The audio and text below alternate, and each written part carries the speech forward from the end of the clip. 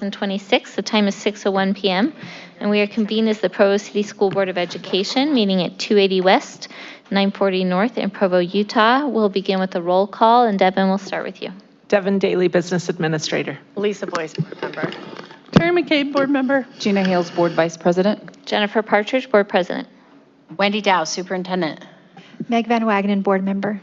Emily Harrison, Board Member. Melanie Hall, Board Member. Bailey Lindstrom, Student Board Member. Rachel Rose, Student Board Member.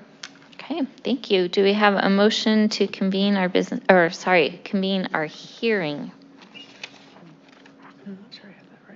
I move we convene our hearing. Okay, motion made by Board Member Van Wagenen. Do we have a second? Do we need to say what the hearing is for? Probably, because I'm really good at Yes, words. go for it. I move we convene our hearing regarding potential boundary changes. Thank you. Do we have a second on that? I'll second. Second by Board Member Hall. All in favor? Aye. Okay, we have now convened our hearing for discussing potential boundary hearings. And Wendy, do you want to just take a second to lay out what this is about, and then we will open it up for any of the public who are here to speak to this specifically. So we have a section of, I think it's Carterville Road, where one side of that road feeds into Westridge Elementary and into Shoreline Middle School and Provo High School, but you walk across the street and they go to Edgemont Elementary and feed into Centennial and Timpview. I'm going to pull both sides of that street into the Westridge Shoreline Provo feeder. And then the other piece is to create a contiguous boundary for Edgemont and Rock Canyon Elementaries to create some busing, not bushing, but busing efficiencies there. What do you want to add, Devin? What did I leave out? We're perfect. Great. All right, thank you. All right, is there anyone here to speak about these boundary changes? All right. Seeing none, we will move on to the next portion of this hearing, which is to discuss. We've had some public meetings about this. I know not all the board members could be there, so it would be great if we could maybe get a summary of what we've been hearing so far from the public, and then we can have a discussion on it. We are not voting on this tonight. This was an opportunity to discuss, to hear from the public, and then we will vote at our March 10th meeting. So, Wendy, would you like to just summarize kind of what you've been hearing about it? Yeah, I think really the concern, there were very few concerns about the switching of the students from Edgemont into Westridge. They just wanted to make sure if their students were already going to Centennial that bus would continue to run, which we reassured them it would. For the Edgemont and Rock Canyon piece, we did have a proposal of a solution where we would have a single bus that would serve both the Rock Canyon students and the Edgemont students. It would mean that the students would have to sit and wait on either side of whether they're being picked up or dropped off an extra 3 to 4 minutes. And then the suggestion was made that then maybe as we look at boundaries overall for our elementary schools, that's when we adjusted, and that we did talk with our director of transportation, and we can implement that fix pretty quickly so that we improve the busing efficiency and then have a larger conversation about the boundaries. So there is an option to not necessarily change that boundary and still correct the issue in the short term, and then have a much larger conversation over the course of the next year about the size of our elementary schools and what we need to do there. Thank you. You're welcome. All right, thoughts from the board, questions? I'm just going to say ditto to what Wendy just said, that I think that moving the students on Carterville Road, is it Carterville? I think yes, it is Carterville. Okay, yeah, moving those into Shoreline and to Provo High is go forward with that one, and then hold off on doing the boundary changes at Edgemont and Rock Canyon until we have a larger study done and But combine the busing. I think the 3 to 4 minutes is doable. Other thoughts, questions? Well, just because I think we do have to have conversations in the future about, with the declining enrollment, our schools and our school boundaries, and make some hard decisions around efficiency of some of our smaller programs that we run. And so I would rather also wait on that and have that decision made as part of that larger decision, so that we don't potentially make a change and then within, a period of time, because of our long-term planning, change again. So since we can solve the problem with the bus of that little area being non-continuous, I think that's my preference. I think when we started the process on this, we felt these were both relatively small changes, minor. We weren't sure on the Rock Canyon Edgemont, but thought maybe it could be a more simple thing. But as we've gotten into it and we realized we do need a bigger boundary discussion sooner than maybe we had been anticipating, I think that does sound like the right direction to go as well. So, all right. Anything from anybody? Anything else? Okay. With that, I will entertain a motion to adjourn our public hearing regarding the potential boundary changes and to convene our business meeting. Do I have a motion? I move that we adjourn the public hearing regarding boundary changes and convene the business meeting. Okay, motion made by Board Member Hall. Do we have a second? Second. Second by Board Member Harrison. So we are now adjourned from the hearing and are in our business meeting. So welcome everybody to our business meeting now. And we will begin our business meeting with the Pledge of Allegiance, and we will be led by our student board member, Bailey Lindstrom.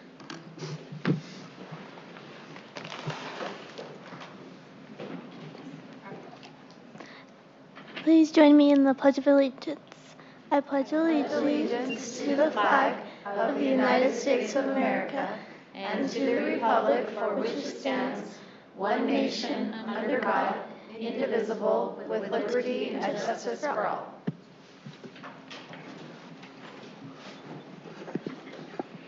All right, thank you, Bailey. We will begin our community connections portion of the meeting with a magical moment, highlighting Westridge. Yeah, Shauna's going to introduce it. Okay, we will turn it over to Shauna Sprunger.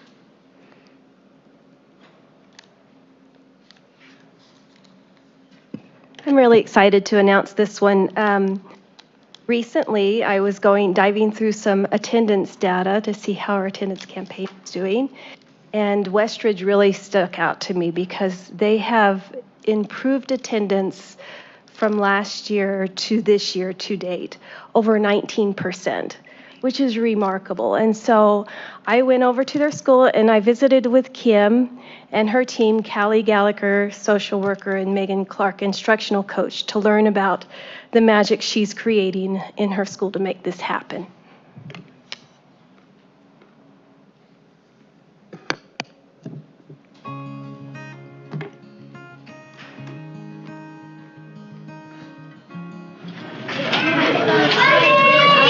How are you today? Are you good? Your whole class is here today? Yeah. Oh my goodness.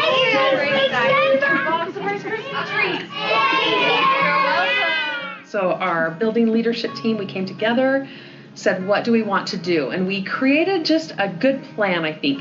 So we started with just using kind of the district wording of, Westridge Wildcats show up. And then we wanted to incentivize classes for showing up.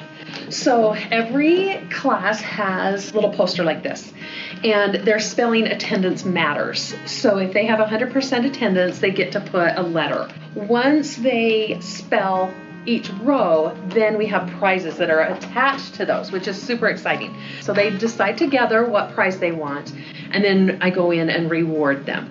we started noticing we have, those students that are chronically absent, and what can we do to help get them here?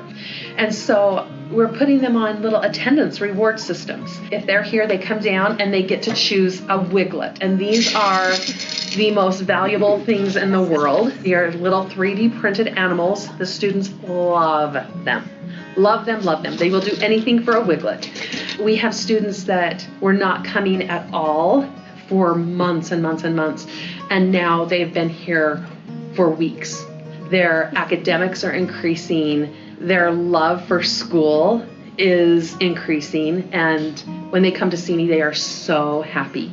It just warms my heart because they're here and they know that we love them and we want them here, and they see it and they feel it. And so that's been a really great experience.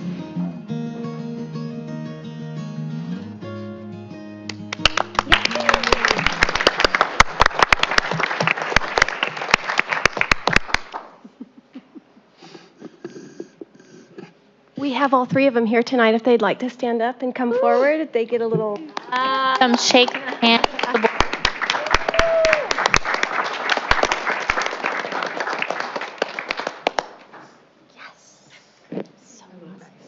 You're so awesome.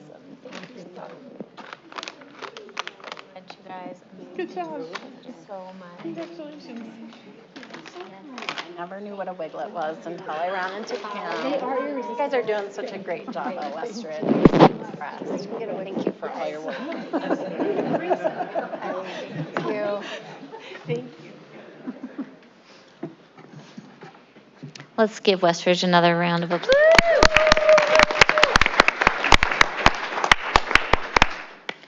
I just always love hearing all the good things that are happening throughout our district. So thank you, Shauna, also for highlighting that for us tonight. So, all right, now we are at our time for public input. And so I've got some forms up here. If you just came in and would like to give public input, you can fill out a form that's in the back and come turn it in over here. When I call your name, you'll come up, you'll state your name, what elementary boundary you live in, or if you work in our district, which school you work at. And then you'll have 3 minutes to share your thoughts with us. So first is Kristen Palmer.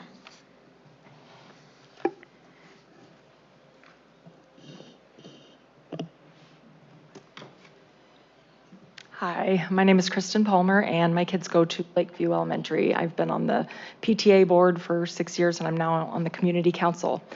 And in our discussions, we've been discussing the budget change or cuts and things that have been happening, and I appreciate all that you've done. I know this can't be easy, having to cut things that people feel strongly about, and so I appreciate what's been done so far and the discussions that you've had. I just wanted to share my feelings about I'm concerned, as much as has been done, that it's not going to be enough, and we're going to have to keep revisiting this year after year and cut and cut and cut until there's nothing left. And I know that you're trying to give raises to teachers, and I think that's amazing. And I'm just concerned, and it sounds like there is some discussion that's happening. I was kind of given the impression that boundary changes and potentially closing a school was not being discussed, but it sounds like you are discussing that. And so I wanted to come and voice my feelings that I feel like we're going to have to keep cutting so much, there's nothing left unless something drastic happens. And I think that is closing a school, because as we looked at the numbers on the potential budgets, that's where the numbers need to be. Otherwise, again, and it feels like if it's being postponed, because I know that, we heard that's potentially 3 years away, and I feel like, well, then all the more reason to start that now. Like, otherwise, by the time we get to closing a school, there will be nothing left. I just feel like I feel strongly about, I love that we have full-time art teachers, and I love that we have music teachers, and I feel like that sets Provo apart, and I don't want to see those go away. And I feel like, I know it's hard for parents to have to think about closing a school, but I feel like if they understand the differences, we lose music, we lose art, we lose PE, we lose all these other great things in order to not close a school. If they realize that's what we're looking at here, then maybe the feelings will change. And I know it will affect, 800 kids or something like that, but if it benefits 13,000 some for the whole district, I feel like those are the hard decisions that have to be made to benefit all the kids in the district, so that we're not looking at this 3 years down the road and thinking, why didn't we do something 3 years ago? And so I appreciate that, hearing that those discussions are happening, because I just wanted to express what I feel like is an urgency in that needs to happen sooner than later. And I feel like, my kids go to Lakeview, one of the big, or the highest enrollment, and I don't feel like they're harmed by having, I feel like if anything that justifies them having the full-time music teacher and art teacher and things.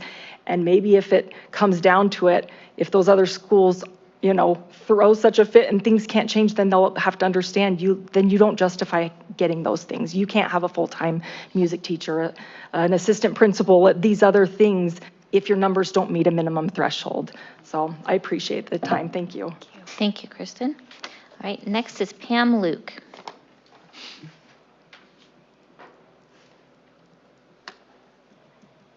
Is Pam, oh, there she is.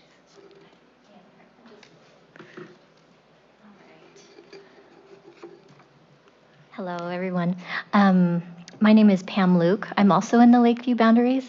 I guess I should say my kids are. And my concerns are actually really similar to Kristen's. I emailed you all last week kind of with my feelings about that. So I'm just going to read my email. The good news is, if you haven't read it yet, it's like a 2-for-1. So here we go. First of all, thank you for what you do. All 3 of my kids have special needs in different ways, and I feel like they're being served very well by the district, and I'm so grateful for that. As I've attended some meetings about the cuts that need to be made because of the shortfalls we're experiencing in the district, I was surprised that school closures hasn't been mentioned as being something that's on the table. The number of elementary school students we currently have in Provo District could fit inside 10 schools. We currently operate 13. Closing 1 school would be a step in the right direction financially. Closing 2 has the potential to put the district in a very good spot, both now and in the future. And that being said, closing schools is a hard thing to do in every way, especially emotionally. Since these changes cause upheaval to both students and the community, these changes should be mitigated in the best way possible, perhaps using some of the funds generated by the closures. My husband, Brandon Luke, also emailed you recently, actually with a study that was done on school closures.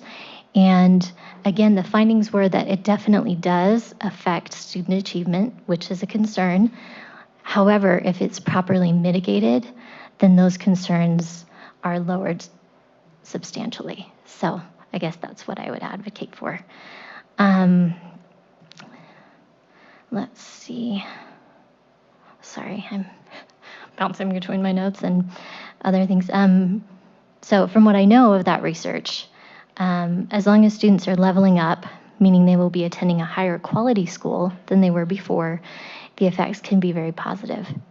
I think this is both possible and probable in our district, where the quality of schools is already high and could be made even better through redistribution of resources coupled with well thought out boundary changes. Budget cuts of this kind simply can't be made without affecting so many lives. But if there is a strong vision for the future of Provo District, hopefully we can all rise to the occasion and make the necessary sacrifices now, resulting in a better tomorrow for all our students. Thank you.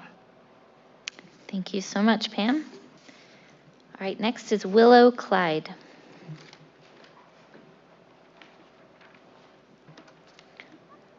I'm Willow Clyde, and I'm in the Timpanogos boundary. I will be talking about the ballroom team. So, good evening, Provo School District Board. My name is Willow Clyde. Me and my 4 siblings have grown up in the Dixon neighborhood. My oldest brother, Zane, just took the state title in Waltz Quickstep at the Cedar Valley Ballroom Invitational last Saturday. A lot of that happened because the ballroom teacher at Dixon Middle School asked him to be on the ballroom team. At that time, she just needed 1 extra boy dancer on the team, and he had taken her beginning ballroom class. She told Zane his dancing was good enough and she could work with him. Ms. Marriott took a chance on him. I have watched him grow. Now me and all my siblings are in ballroom. Because of Nicole Marriott, who took a chance on my brother, my sister and I are now on the Shoreline ballroom team. Being on the ballroom team has been a great experience for me. It has helped me grow a lot and helped me go through hard things. Competing with the team has been a fun opportunity, and I have gotten to know more of the Utah Ballroom community and meet people I would have never met. Me and two of my siblings had the opportunity to dance to Footloose at the Eccles Theater in Salt Lake. Kenny Loggins was being inducted to the People's Music Hall of Fame. We had a lot of fun, and we would have never been able to do it without learning about it in ballroom. Please, keep the ballroom program at Shoreline Middle School. I look forward to participating in it next year when I'm in 8th grade. Thank you for supporting the program and the opportunity to speak tonight. Thank you. Thank you so much, Willow. Appreciate you being here. Next is Daniel Caldwell.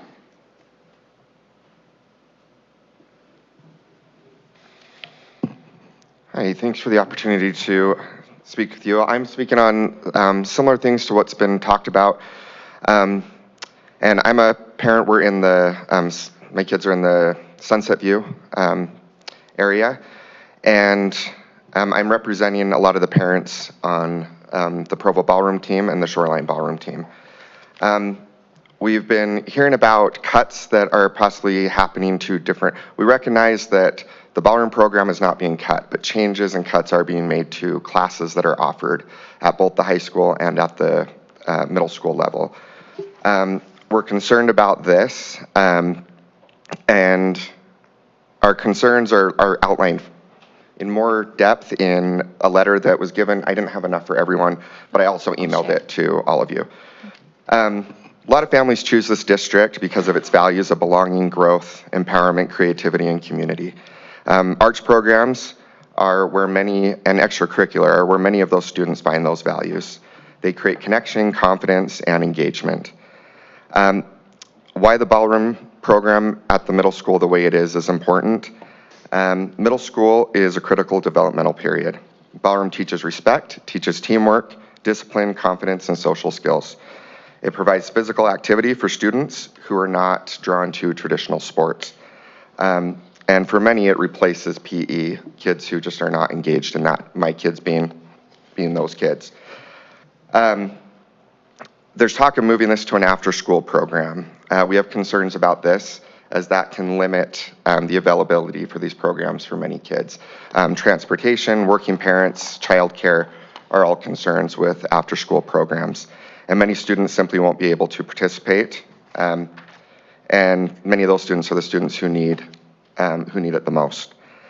The ballroom team did very, very well at state, and it's been among the best ballroom teams in the state. Students have earned college scholarships, and the middle school program is the feeder into that high school program.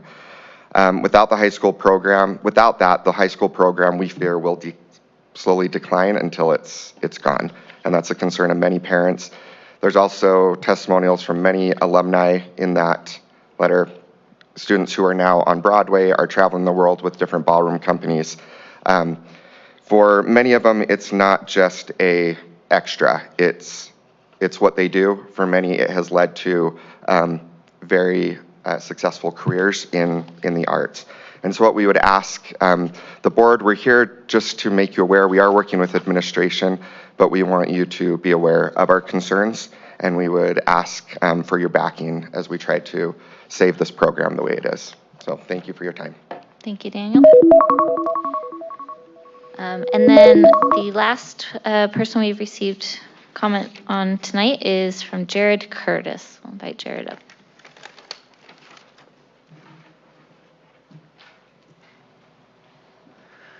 Hello, I'm Jared Curtis. I have a daughter that goes to Provo High and a daughter that goes to Timpanogos.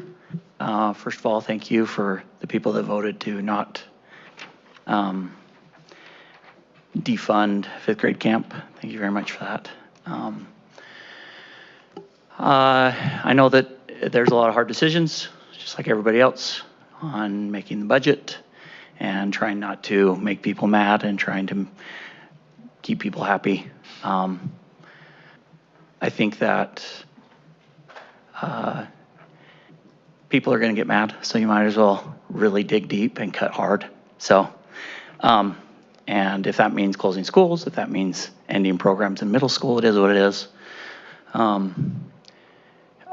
And just the little that I know about what you talked about in like CAS, like it just doesn't seem necessary. If you can go up a grade, if you're excelling, go up a grade. If you're not meeting, go down a grade. It's what can be done to help people that need to be challenged more or need a little more help, and maybe save some money by doing it through grade levels. And I do know that there is some states that have really towed the line at keeping people back a grade if they're not meeting reading standards.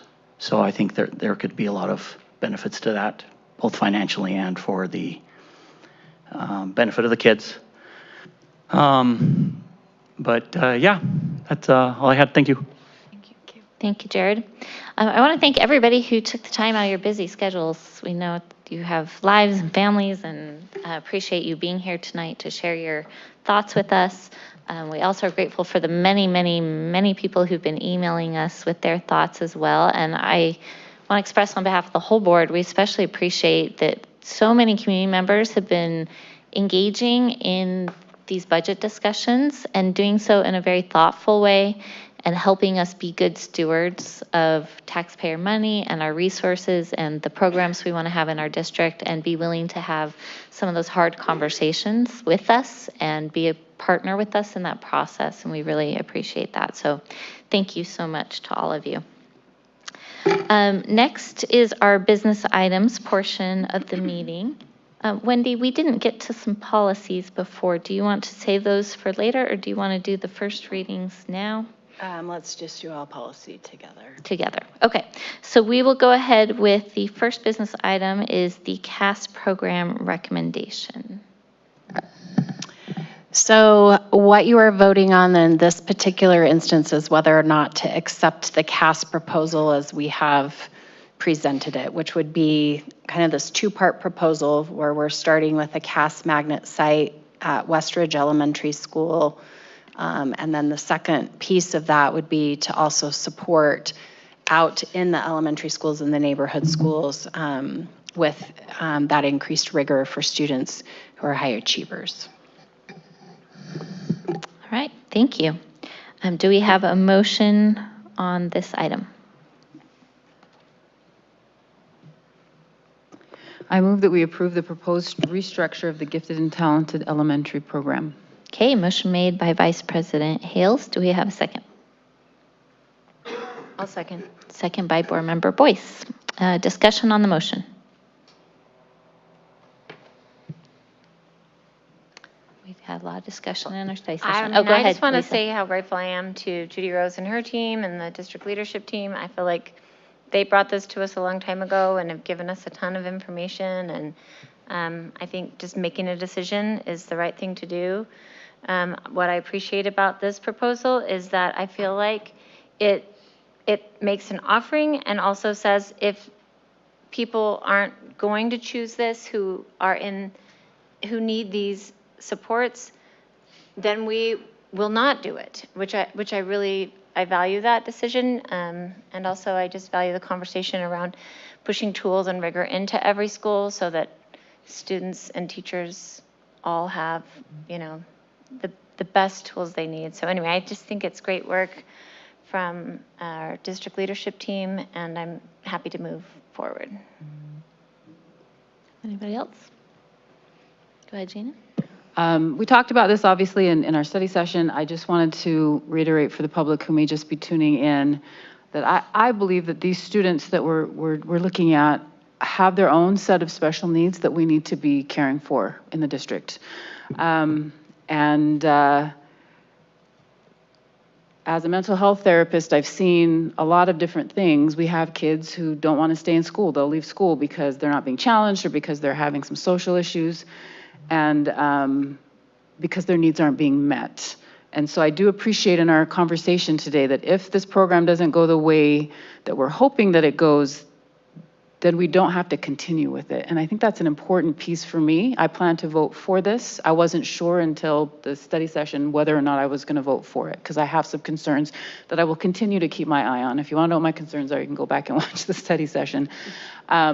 But I do think one of the main concerns I had was that we have, in my eyes, there's two different groups of kids that need to be served with this type of a program. One is our students who are 1.5 to 2 or whatever standard deviations. I mean, there are 95 to 99 to 1 or whatever, 99th percentile students. And a lot of times these students really do need their own cohort for a variety of reasons. One of them being that their minds are so, this is all my own stuff, but their minds are so far ahead and their social hasn't caught up yet. And then that causes some issues with peers and things like that. And so looking at the literature that I have, they need a cohort. Then you have high achieving students who may not be quite in that percentile, but who need to be sufficiently challenged in school. And I feel like one of my main concerns previously was we need to be able to serve both groups of these students. And I feel that this proposal, maybe not all right now, but we have plans to meet the needs of these students in the place that we think is best for them. And I love that we're looking at some neighborhood school supports. And that we're not just asking neighborhood schools to do it. We're going to be thoughtful about it, give resources, and then to the schools who can then give the resources to these students. So, amen. I want to echo a lot of what has just been said. I am grateful that we're moving forward and recognizing that we can better serve this population of students. And I just want to say, I guess I'm an eternal optimist, and I think if we build it, they will come. And when we build the program and the way that we'll serve these students, I think they're going to get very excited about it and will come and have a good experience there. But I also just want to recognize that our district leadership and our teaching and learning team, they do so many amazing, wonderful things and work so hard already. And I recognize that this is an extra lift, another lift. I think it's an important lift. But I recognize it's adding even more to your plates. And so thank you for doing that and for prioritizing this. And wish we could take other things off your plates or make your plates bigger. I don't know what the analogy is, but something. But thank you guys for all of your hard work. So any other comments? I Go would ahead, just Emily. like to say, yeah, I have my hesitations with this. I have my own reasoning that this wouldn't be the way I would do things, but I do acknowledge that this is a step in the right direction of changing what we have been doing to something that is better. And so that's why I'm going to support it. But I have my concerns about the standards that we need to meet in order to make this work the right way. Go ahead, Mel. I would agree with Emily. I have some hesitations as well, but I am grateful for some of the things that we've put in there in place, saying if we don't have the support here, we're not going to support this program. I do appreciate that in the next year we will be putting out extra supports into the schools. I just want to make sure that we hold to that threshold that we are saying in these standards, that we are hitting those kids that really need this program. All right, seeing no other comments, let's go ahead and vote. The motion is to approve this proposed restructure. All those in favor with aye? Aye. Any opposed? Nay. Okay, that passes 6-1. Next is the recommended location change for the program. So because our current sites are at Provo Peaks and at Sunset View in state code, we actually have to, and let me back up, and because it is a special program in state code, we do have to hold a notice of a hearing and then hold a hearing before we can change a location of a program or stop a program from continuing. So this vote would be to start that timeline of that process. And our proposal would be that that public hearing would be held on Friday, March 27th, which is during our all-day board meeting. And then a vote could be taken at that time to determine if we're okay with ending the sites at Provo Peaks and Sunset View and moving the program to Westridge Elementary. All right, do we have a motion? I move that we start the process of notification of change of location for the Gifted and Talented Elementary Program. Okay, motion made by Board Member Boyce. Do we have a second? Second. Second by Board Member Hall. Was that correct? Okay. Any discussion? I just want to clarify, I know we talked about it in study session, but if this change happens, the current CAS program will continue for the current cohorts that are there, right? So there would be no incoming fourth grade at Sunset View or Provo Peaks, right? Just so everyone, I think, if you missed that, that can feel concerning. Along with all of this in this process, want to say thanks to our district leadership team, to Judy Rose and her team. I will say initially, I didn't quite understand the need to change from one of the locations that we are currently at, and appreciate kind of the discussions we've had over the last little bit and helping me understand how changing the location can be beneficial in this reboot of this program, and really allowing it to be a reboot and changing the program to what we feel like it needs to be to serve these students that we are trying to make sure we are serving. So I just want to say that. Any other discussion? Emily? To say that the proposal is that it would move to Westridge, and I just want to shout out to Kim that I fully trust that if this program moves forward, that she will do a great job. Thank you. I also just want to say I am grateful for the insights that Wendy shared with us today about why the location change is important and why the leadership at Westridge will also help this to be a great program. And so I do support that, but I do want to just say publicly, I do have some heartburn still that it's not a very central location. Mm-hmm. And so that can feel challenging to some parents or raise concerns, but I recognize why our most central school right now is not the right school for it. But also that we are going to provide busing so that all of our students who want to attend, who qualify, can still have access to this program and have that opportunity. So, any other discussion? All right, all those in favor of starting the process of the notification change with aye? Aye. Any opposed? Okay, that passes unanimously. Next, we have our second readings of policy, so we'll go through those one by one, and then afterwards we'll do our first readings that we did not get to at the study session. Okay, so we're going to start with policy 3414. This is an update to our policy. 3416 is first on the agenda. Oh, sorry. If that matters. No, it does. Okay. I don't have my agenda. Let me find my agenda so I can do it in the right order. Okay. Here we go. 3416. Thank you. Oh, it doesn't list it on the agenda. Just kidding. When you print it, I have to actually open it, and then I can't see my notes. Okay. 3416 has several procedures tied to it. This is about medical treatment in schools. One of the things that we updated is we have updated our purpose statement to align with what the policy actually outlines in lines 22 through 24.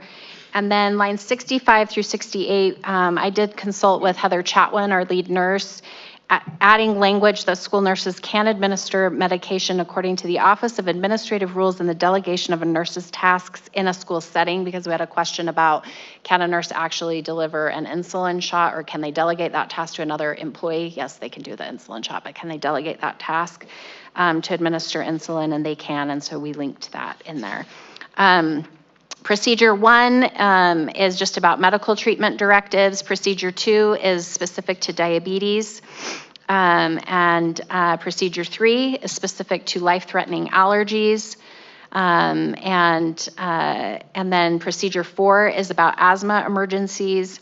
And procedure 5 is about the application of sunscreen. And in no case can students share medication, even if they have prescriptions for things, and they are not allowed to put sunscreen on their peers. That is no bueno, can't do that. So with this, we recommend the passage of this policy and all of the procedures. We've had it run by our lead nurse, and she's gone in and helped us correct language as we've needed to. All right, do we have a motion for policy 3416? I move that we approve policy 3416, health requirements and services, medical treatment as discussed in open meetings tonight. Okay, motion made by Board Member Van Wagenen. Do we have a second? Second. Second by Vice President Hales. Any discussion or questions? All right, seeing none. All those in favor with aye? Aye. Aye. Any opposed? All right, that passes unanimously. And next, we'll go to 3414. This is an update to our policy about students that are infected with AIDS or HIV. Our policy was very outdated as it was originally constituted in 1990. So we struck language that is not applicable based on our current understanding of these diseases. And so our recommendation is to go ahead and approve the updated policy. All right, we have a motion on policy 3414. I move that we approve updated policy 3414, students infected with AIDS or HIV, as discussed in open meetings tonight. Okay, motion made by Board Member Boyce. Do we have a second? I'll second. Second by Board Member Van Wagenen. Any discussion or questions? All right, seeing none. All those in favor with aye? Aye. Any opposed? Okay, that passes unanimously. Next is policy 6010. Devon's up. This policy is just our general financial policy, talking high level about how we manage the funds in the district and how we manage and prioritize expenditures and fund balance throughout the district. Okay, do we have a motion on this policy? I move that we approve policy number 6010, general financial policy as discussed in open meetings tonight. Okay, motion made by Vice President Hales. Do we have a second? I'll second. Second by Board Member Hall. Any discussion or questions? All right, seeing none. All those in favor with aye? Aye. Okay. Any opposed? Okay, that passes unanimously. And policy 6015. So this is also a general policy. It's for our fund balance policy. In the previous policy, the different types of fund balance were defined, but this is specific to what our levels will be and what we will do and why we have a fund balance. Okay, do we have a motion? I move that we approve policy 6015, fund balance as discussed in open meetings tonight. Okay, motion made by Board Member Van Wagenen. Do we have a second? Second. Second by Board Member Harrison. Any discussion or questions? And for the public watching, this is our second reading, so we've looked at these for several board meetings, and we've had our committee has worked on these too. So that's often why you don't see in this meeting as many questions and discussion. So, all right, all those in favor with aye? Aye. Aye. Any opposed? All right, that passes unanimously. And next we will go back to our agenda item from our study session of our first readings of policy. And I do just want to say before you start, I appreciate those of you who have stayed and watched. And I understand that policy is not the most fascinating thing. So if you need to just sneak out, it's okay. We're not offended. You're welcome to leave at any time. So, okay, go for it, Wendy. But I am going to make these policies really exciting, so you might miss out. I don't know. All right, we're going to start with policy 3401, which is all about wellness, which is kind of ironic since I have a piece of chocolate sitting here, so it's pretty great. So this wellness policy, state board rule requires a wellness policy. This is different from what we sometimes think about in terms of we have a wellness coordinator for our employees to help with our insurance and all of those kinds of things. This is really about wellness to promote healthy lifestyles in schools and with our children.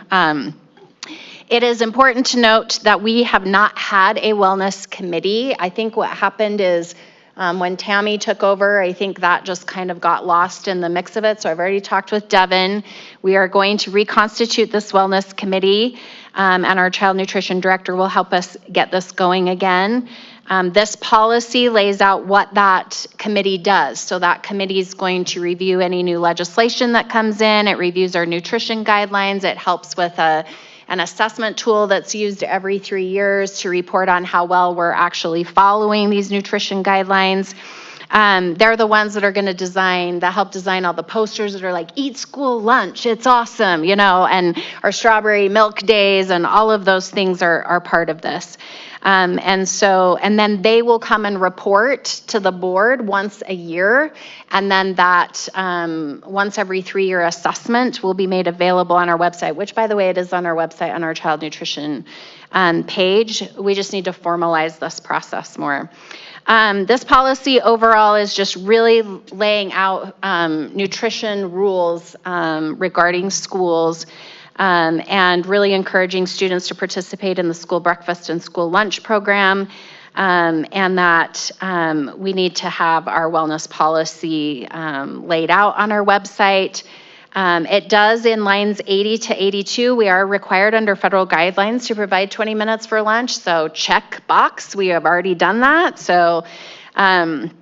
And then also lines 84 to 88 talks about a la carte items, like they can't be sold in elementary schools.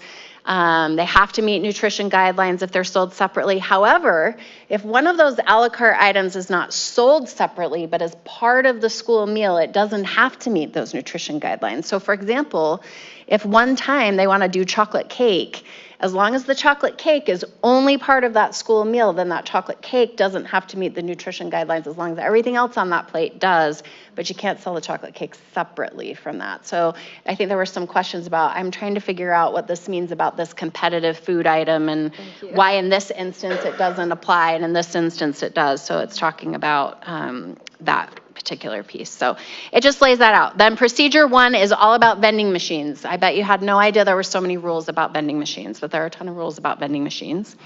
And then there's also rules about food sales, that anything that's happening within a school day that's competing with school breakfast and school lunch has to meet the same nutritional guidelines that school lunch and school breakfast do. And the reason, I looked this up, the reason they define the school day as starting after midnight and going till 30 minutes past the last day of school is because they're tired of people selling hot chocolate and donuts for breakfast. And because those do not meet the nutritional guidelines. And so they don't want people like coming at 5 a.m. And anyway, so that's why they have that midnight to 30 minutes after the end of the school day. So those all have to meet it. You can have 3 exceptions to that for fundraisers. So like CTE groups or like maybe for homecoming, a high school might do something where they have a big extravaganza and do fundraisers and bring in Costa Vida and different things. You can get those exceptions put in place. They just have to be documented and for a limited amount of days. And so it just lists out all of those specific pieces, and that vending machines have to tell you all the calories, and they have to put the healthy choices at the top of the vending machine. By the way, all the vending machine people know that this is what they have to do. Like, they're very familiar with this. I can honestly say I've not gone around to see if our vending machines are actually following that. I should probably do that. But anyway, and then the wellness committee should do that. The wellness, yes. I should not do that. The wellness committee should do that. Can I ask a question? Yes, please. Or do you want me to wait? No, please. I'm good. One of my questions, because I use the mic a little more. Yeah, I mean, I did read when it was like, you have to put the healthier things in the more visible places in a vending machine. I was like, well, as someone who was very short going through school, that would have been in a different place for me than someone else. So that, I don't fully understand that. I just had to kind of giggle about it. But it did say something about like posting all of the nutritional information about the items in the vending machine. You have to have that on record in your school. So like as a principal, I would get a record of what like the vending. on the glass. I'm like, I don't understand how this is possible. Okay, thank you. No, you're welcome. Okay. So that's procedure 1. Procedure 2 is about physical activities guidelines. And it talks about elementary schools are recommended to provide 60 minutes of PE this week. It can include structured recess. It talks in lines 28 through 32 about loss of recess not being used as a punishment or a negative consequence for a student.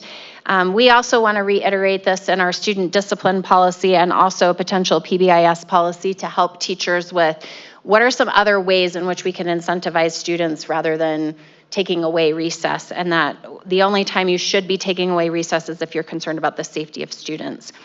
Lines 40 to 51, secondary schools are supposed to have 225 minutes of PE instruction per week, and I did tabulate that, and actually that does happen. If you have a semester PE class and you have it for 45 minutes a day, it is meeting that requirement. If you're on an AB schedule, it does not. But note in the policy, it says it can also include home activities, so I'm sure we're fine. So that's procedure 2, and then procedure 3 is all about food additives, that we can't have these food additives in anything that is distributed during the school day. It has a list that will begin in 2026, 2027. A parent, however, can provide permission for their child to have food that has those additives in it. They just have to sign a permission slip that allows for that. There was a question, Melanie, I think you had a question about PTA and about like the extravaganza. I wasn't sure what you were, is it that people can bring food from home? Yeah. Yes, because it's outside of the school day, then it's fine. Just anything that's brought during the like school bake day. sales and stuff like that. Yeah, So that's okay because it's outside the school day. Any questions about the wellness policy? Yes. I read over it, but I'm assuming that if a kid brings their own lunch, no one's going to go and say. Yes, it actually has that as a line in here. So a parent will be encouraged to provide a healthy lunch, but we don't regulate what a student brings from home. Thanks. So I have a question about the competing things. Like in the secondary level, a lot of times at the high school, they'll do a marketing class and kids will come and sell things during lunchtime. Does that? It falls under that fundraiser or CTE exception, so they have to fill out that paperwork to say it's an exception at that point. Yeah. I don't know. Domino's learned how to make pizza that fell within the nutrition guidelines, so I could sell Domino's pizza at the high school where I was the principal. It was pretty great. So sometimes you'll get people that are willing to work with you. I don't know. All right, policy, are we on 50-50? Yes. Okay, 50-50 and procedure 4 for 50-50 just is an updated policy about licensure. It provides updates about which employees need a license. And then procedure 4 specifically addresses licenses for counselors, social workers, and school psychologists and outlines the scope of their practice in the procedure, lines 40 through 64. It also connects to other policies to make sure that the scope of their work is within alignment of those other policies where they're providing mental health support. Any questions? These ones are pretty Any straightforward. feedback for policy committee? No. Okay, policy 5600 is about paraprofessional qualifications. This is actually a new policy. We've had paraprofessionals in our schools forever. We have not had definitions of what the scope of their work is. So it defines what a paraprofessional is, basically says they're under the supervision of a teacher and that they help assist with providing supports and interventions, but it is the licensed educator that is designing those. Also outlines what they cannot do as part of their responsibilities, and then has a specialized section about our paraprofessionals that work in Title I schools that they have to meet a highly qualified status unless they're in very specific roles where they're not involved in direct instruction of students. Any questions about that policy? Is most of the policy taken from state code, or these are our own best practices, or? So this paraprofessionals policy comes straight from a model policy that came from state code, but it also aligns with what our practices are as well. So. All right. Okay, last one is policy 5025, which is association and organization participation. This is a policy that provides guidance regarding our employee associations and the relationships that they have with district leadership. So this would be our Provo Education Association and our PESPA organization. The board is allowed to consult with an association. They can create rules about what that consultation should look like. Associations can't coerce people or force people to join those associations. And a district can choose to negotiate with a group of employees or with an association. We in Provo City School District negotiate with our PESPA and our PEA. And it also states that employees associations should have equal access. So if for some reason, like the American Federation of Teachers came in and they wanted to do an event, we would allow PEA and that other association to also have access to new teachers and things like that. We have traditionally just had PEA, I believe, Christy. I don't know that there's been any other association here, so. All right, any questions on that one? That was exciting, wasn't it? You got to admit. I mean, that was pretty good considering. That is great. All right, we have come to the end of our agenda. Our next meeting will be on Tuesday, the 10th of March, so in 2 weeks from today. Do we have a motion to adjourn our business meeting? I move that we adjourn. Motion by Board Member Boyce. Do we have a second? I'll second. Second by Board Member Hall. We are adjourned. Thank you all for being here tonight.